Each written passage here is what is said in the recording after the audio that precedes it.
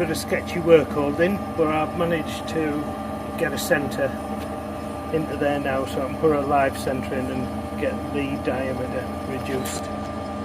So I've turned the shoulder down, that's 1/2 inch diameter now. Got it spotted in the centre, got a 60-degree cutting tool. It's 13 TPI for 1/2 inch UNC. So on the gearbox we want 13, which that pegs in with there, and it's CA, which we're on C and A with those levers, and we want English. And then we use any line on the dial indicator to line up to cut an odd number of teeth. So you should be able to see that I've just taken the first cut on there just to check that I've got it set up correctly, and using the 13 TPI unified thread gauge, if I line them up you can see that's 13 TPI, so we're right. There's absolutely no way I can video this and operate the machine at the same time. I have too few hands. Well, that's a roughish thread because I managed to close down on the lead screw, not quite in the same position, so one pass took like the crest off the top. If it was anything else I would remake the part, but I'm not going to, so it's just a bit rough on the crest, but it'll be fine. I'm now just going to cut a groove into the back and take a cut off the front, and it should be finished. Well, that bit. I have to just finish it to length. I think there's a little bit to come off the end here, and then that's that part finished. Hopefully I'm on to the final part of this now, so I need to mark this out. I need a 4.6mm hole drilling in there. I have a 4.6mm drill, which was as near as I could get to the imperial equivalent, because I'm then going to ream it out. I've got a 3/16 imperial reamer, 3/16, and then that will take the 3/16 pin, which I've lost in amongst all this clutter, box of reamers. Where have I put it? I suppose there's a string on it. There it is. It's a bit of a rusty odd bit of metal, but it'll clean up.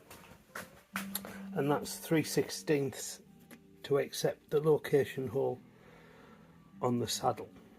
So this will be getting put into that little plate once I've reamed it out 3/16. Drilled out to 4.6 and about to ream it. So it was nice and slow, plenty of oil, and that feels like it's going to be a good fit. Perfect. I clean the end of that up, and I'm just going to cut it down, and then we'll trial fit. That was a beautiful fit. The reaming fit worked really, really well. So that's nice and tight in there, and it's a good fit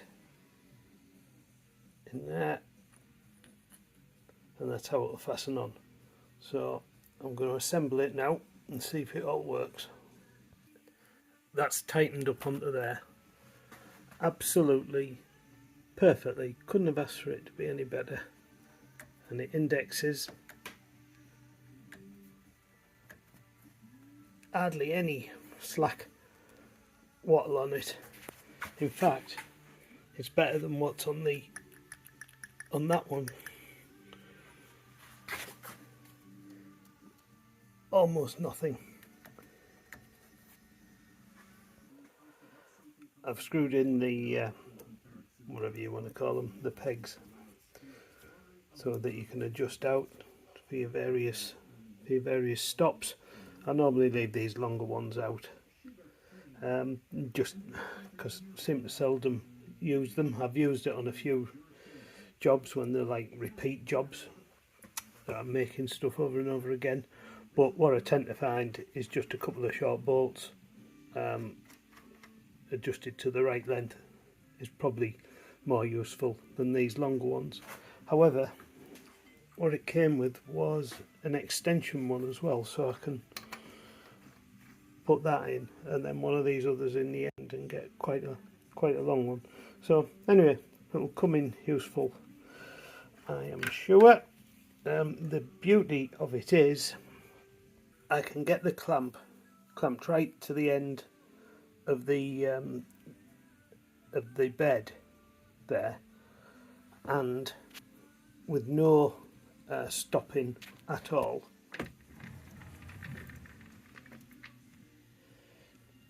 That's my tool right up against the chuck almost, so it means I can work up against the chuck, whereas I struggled with this one because it was so wide. So this stop often ended up hanging off over the end and all getting a bit sketchy, whereas this I've got that fine adjustment now with just using a couple of you can imagine if you just use a basic bolt without a lock nut even, and you shave the head down, you can get a few nice short bolts in there. If you're doing it's like I'm doing O-ring grooves or something like that and I want a little bit of repeatability, but yeah, I can get right up. So that's really good. So I'll just probably leave it with the one in for now, because I often just use it with none in. It's often you're just machining up to a shoulder and I just want to put that there, clamp it off, and then when the saddle stops, if you've got the self height on, it actually releases it automatically, or you can just feel it up to it and you can get that repeatability. So really good. And there endeth another video.